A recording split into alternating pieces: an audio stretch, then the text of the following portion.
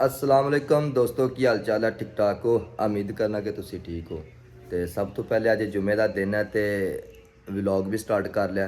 इमरान भाई चलो चलिए जुम्मा पढ़िए। ज़ेब भाई चलो चलिए। तो माशाल्लाह जी अपने ज़ेब भाई भी बिल्कुल रेडी हो चुके ने।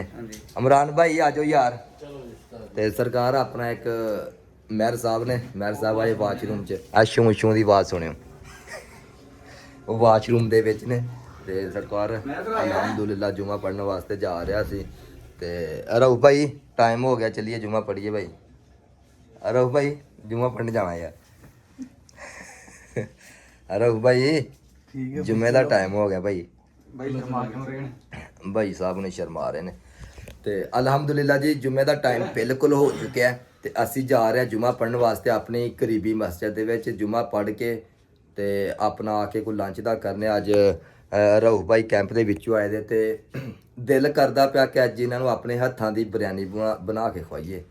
ते रऊफ भाई अज इंशाल्लाह तुहानूं बिरयानी बना के खवानी है। ते अज रऊफ ही बनाएगा जी बिरयानी।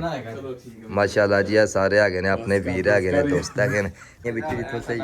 हाँ जी जाय नवाज ले रऊफ जाय नवाज ले आई अपना।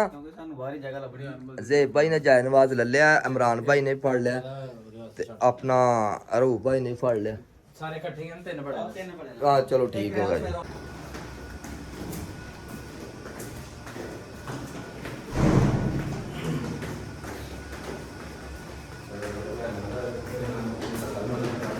तो टाइम 11:30 का हो गया तो 12 बजे जुमे की अजान होंगी है, जुमे का खुतबा होंगे है।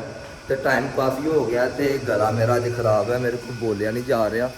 तो मौसम बड़ा प्यारा अज माशाल्लाह, मौसम की अज क्या ही बात है। बदल होए दा उत्ते, बदल पूरा शायद है।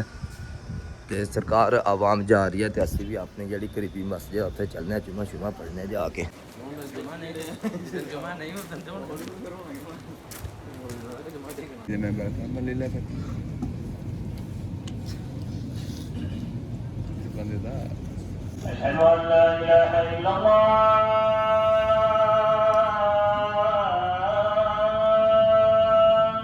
प्राइवेट है लाइफ। लो जी अलहमदुलिल्लाह जुमा शुमा पढ़ लिया तो टाइम लंच का हो गया। तो अपना बिरयानी बनाने का प्रोग्राम है रूम के अज। तो बिरयानी का कोई समान मसाला वगैरह लैन वास्ते असी आए हैं सब्जी वाली दुकान पर। इतों कोई छोटा मोटा समान लेना जी।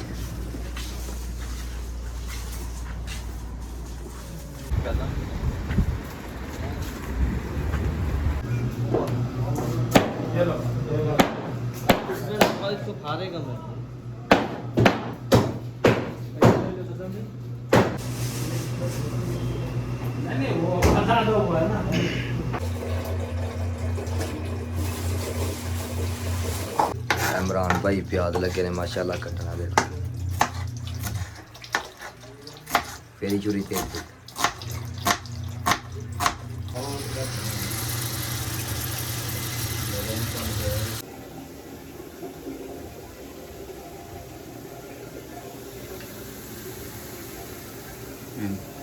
लो जी अल्हम्दुलिल्लाह ज़ेब भाई इन्होंने बिरयानी बन छड़ी अज। बिस्मिल्लाह उठो जी दम, अल्लाह खैर करे। और क्या बात है जी माशाल्लाह।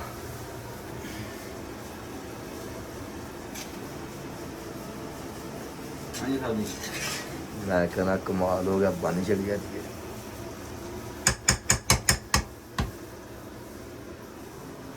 अज कुक तू ही आ।